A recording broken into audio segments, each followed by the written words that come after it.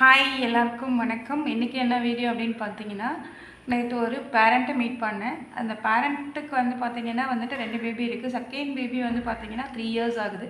3 to 3.5 years almost pre-KG படிக்கிறாங்க. அவங்க வந்து என்ன கேட்டது என்ன அப்படின்னு பார்த்தீங்கன்னா, மேம் என்னுடைய டாட்டருக்கு எப்படி எழுத வைக்கிறதுன்னு தெரியல, குழந்தைக்கு எப்படி எழுத வைக்கிறதுன்னு தெரியல. நான் வந்து இன்றைக்கி போட்டு கொடுத்தேன், பட் ஆனால் வந்துட்டு குழந்தை எழுதலை அப்படின்னு சொல்கிறாங்க.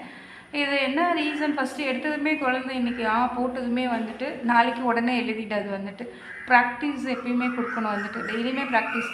அதாவது ஒரு குழந்தை இன்றைக்கி எழுத ஆரம்பித்து உடனே நாளைக்கே எழுதி முடிச்சிடும்னு சொல்ல முடியாது. ஆல்மோஸ்ட் ஒரு 6 மந்த்தாவது நம்ம அவங்களோட வந்துட்டு என்ன பண்ணணும், ப்ராக்டிஸ் கொடுக்கணும் வந்துட்டு.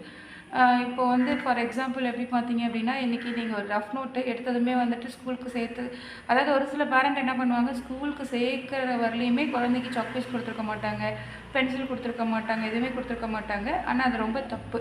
ஸ்கூலுக்கு சேர்க்கறதுக்கு முன்னாடியே என்ன பண்ணணும் அப்படின்னா, நம்மளே வீட்டில் ஒரு ரஃப் பேப்பர்ஸு இல்லை ரஃப் நோட் வச்சு ஒரு பென்சிலை கொடுத்து குழந்தைய நல்லா வந்துட்டு ஸ்க்ரிப்ளிங் பண்ண விடணும். நல்லா குழந்தை ஸ்க்ரிபிள் பண்ணட்டும் அப்படின்னு சொல்லிட்டு குழந்தைக்கு டெய்லி ரொட்டீனாக ஒரு ½ அன் ஹவர் என்ன பண்ணணும், அவங்கக்கிட்ட விளையாடுறதுக்கு பென்சில் கொடுத்து நம்மளும் கூட இருக்கணும். ஏன்னா ஷார்ப்பான ஒரு எக்யூப்மெண்ட் இல்லைங்களா பென்சில்ன்றது. அந்த பென்சிலை கொடுத்துட்டு தனியாக விட்டுடக்கூடாது குழந்தைய. பென்சில் கொடுத்து குழந்தை பக்கத்துலேயே நம்ம உட்காந்து குழந்தைங்க சம்திங் ஏதோ அந்த க்ரீப் கிடைக்கணும் வந்துட்டு. குழந்தைக்கு வந்து பார்த்திங்க அப்படின்னா பென்சிலை ஹோல்ட் பண்ணுறதுக்கான அந்த க்ரீப் கிடைக்கணும். பென்சில் கொடுத்துட்டு நம்ம மட்டும் என்ன பண்ணணும், அவங்கள ஸ்க்ரிப்ளிங் பண்ண வைக்கணும் வந்துட்டு. நம்மளும் கூட உட்காந்துக்கிட்டு நம்ம ஒரு பென்சில் கையில் கொடுத்துட்டு இந்த மாதிரி பண்ணணும் அப்படின்னு சொல்லிட்டு கன்சிஸ்டன்ஸாக ஒரு 3 மந்த்துக்கு வந்து குழந்தைக்கு இந்த ஸ்க்ரிப்ளிங் ஒர்க் மட்டும் கொடுக்கணும். டைரெக்டாக எடுத்ததுமே வந்துட்டு எழுத வைக்கக்கூடாது வந்துட்டு. அது ரொம்ப வந்து ஒரு ராங் ப்ரொசீஜர் வந்துட்டு. குழந்தைக்கு ஃபஸ்ட்டு இந்த நர்வ்ஸ் எல்லாமே பார்த்தீங்க அப்படின்னா ரொம்ப சென்சிட்டிவாக இருக்கும் வந்துட்டு. பொதுவாகவே வந்து 5 இயர்ஸ்க்குள்ளே எழுத வைக்கக்கூடாதுன்னு சொல்கிறாங்க. ஆனால் வந்து பார்த்தீங்க அப்படின்னா இப்போ 3.5 இயர்ஸ் 3 இயர்ஸ்லேயே ஸ்கூல் எல்லாமே ஸ்டார்ட் பண்ணிட்டாங்க. அப்படின்ற பட்சத்தில் குழந்தைய வந்துட்டு ரொம்ப அவங்களுக்கு ஸ்ட்ரெயின் கொடுக்காம, அவங்களுக்கு சும்மா டெய்லியுமே பார்த்தீங்க அப்படின்னா ஒரு 10 மினிட்ஸ் 15 மினிட்ஸ் அவங்கள ஜஸ்ட் லைட்டாக அவங்களுடைய நர்வ்ஸை ரொம்ப டிஸ்டர்ப் பண்ணாத, அவங்களுக்கு ரொம்ப ஸ்ட்ரெயின் கொடுக்காம டே பை டே வந்துட்டு நம்ம அவங்களுக்கு ப்ராக்டிஸ் கொடுத்தோம் அப்படின்னா வந்துட்டு அவங்க ஆட்டோமேட்டிக்காக எழுதிடுவாங்க. எடுத்ததுமே பேரண்ட் என்ன பண்ணுறாங்க, ஒரு நீங்கள் போட்டு கொடுத்துறீங்க, அதே மாதிரி அந்த குழந்தை போடணும்னு சொல்லிட்டு எக்ஸ்பெக்ட் பண்ணுறீங்க. அது ரொம்ப தப்பு. அந்த குழந்தை போடுறதுக்கு அந்த இங்கே அழகாக டாட் வச்சு கொடுக்கணும், இல்லை ட்ரேசிங் மாதிரி சொல்லி கொடுக்கணும். இந்த மாதிரி நிறையா வந்துட்டு சொல்லி கொடுத்தா தான் வந்துட்டு குழந்தை என்ன பண்ணுவாங்கன்னா அவங்க டே பை டே வந்துட்டு கொஞ்சம் இம்ப்ரூவ் ஆகுவாங்க. ஃபார் எக்ஸாம்பிள் இப்போ இங்கே பார்த்தா தெரியும்னு நினைக்கிறேன். நீங்கள் ஒரு பென்சில் ஒரு நோட்டு கொடுத்துட்டு கூட பக்கத்துலேயே உட்காந்து குழந்தைங்க வந்துட்டு சம்திங் ஏதோ வந்துட்டு அவங்க மாட்டுக்கு இருக்கட்டும், அந்த மாதிரி ஒரு ப்ராக்டிஸ் கொடுங்க வந்துட்டு. அதுக்குன்னு பார்த்தீங்க அப்படின்னா வந்துட்டு நீங்கள் மாட்டம் கொடுத்துட்டு குழந்தை எதாவது பண்ணட்டும் சொல்லிவிட்டு நம்மளுமே நவுந்துடக்கூடாது, கூட உட்காரணும். இங்கே பண்ணுங்கள், இங்கே பண்ணுங்கள்.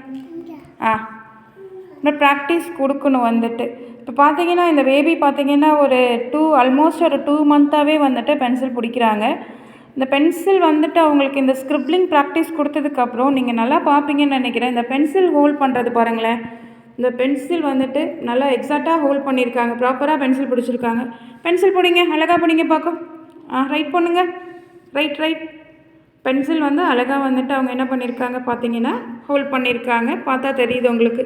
இதே மாதிரி ஃபஸ்ட்டு குழந்தைய வந்துட்டு பென்சில் கொடுத்து அவங்கள நல்லா ஸ்க்ரிப்ளிங் ப்ராக்டிஸ் கொடுத்தீங்க அப்படின்னாலே அவங்க பென்சில் ப்ராப்பராக பென்சில் எப்படி ஹோல்ட் பண்ணுறது அப்படின்றது வந்து அவங்களுக்கு தெரிஞ்சிடும். இங்கே பாருங்கள், இந்த பேபி பாருங்களேன், பென்சில் எவ்வளோ எக்ஸாக்டாக வந்துட்டு ஹோல்ட் பண்ணியிருக்காங்க பாருங்கள். இந்த மாதிரி ப்ராக்டிஸ் நீங்கள் டே பை டே ஒரு 6 மந்த்து நீங்கள் கொடுத்தீங்க அப்படின்னா ஆட்டோமேட்டிக்காக வந்துட்டு அவங்க என்ன பண்ணிவிடுவாங்க பாருங்கள். இந்த மாதிரி கொடுத்தீங்க அப்படின்னா ஆட்டோமேட்டிக்காக அவங்க வந்துட்டு அழகாக எழுத ஆரம்பிச்சிருவாங்க வந்துட்டு. ஒரு 6 மந்த் டைம் கொடுங்க வந்துட்டு. இன்றைக்கி நம்ம பென்சிலை கொடுத்து நாளைக்கு நம்ம எழுத வைக்கணும்னு நினைக்கக்கூடாது. நல்லா அவங்க சம்திங் ஏதோ அவங்களுக்கு இருக்கட்டும் வந்துட்டு. அவங்களுக்கு கொஞ்சம் ஃப்ரீடம் கொடுத்து அதுக்கப்புறம் அவங்க வழியிலே கொண்டுட்டு போனால் நான் ஆட்டோமேட்டிக்காக எழுதிடுவாங்க. இப்போ பேபி எப்படி எழுதுனாங்க அப்படின்றத பார்த்துருப்பீங்க வந்துட்டு. அதே மாதிரி எழுதலை, ஸ்க்ரிப்ளிங் ப்ராக்டிஸ் கொடுத்தது வந்துட்டு இன்னும் அவங்க எழுத ஆரம்பிக்கல.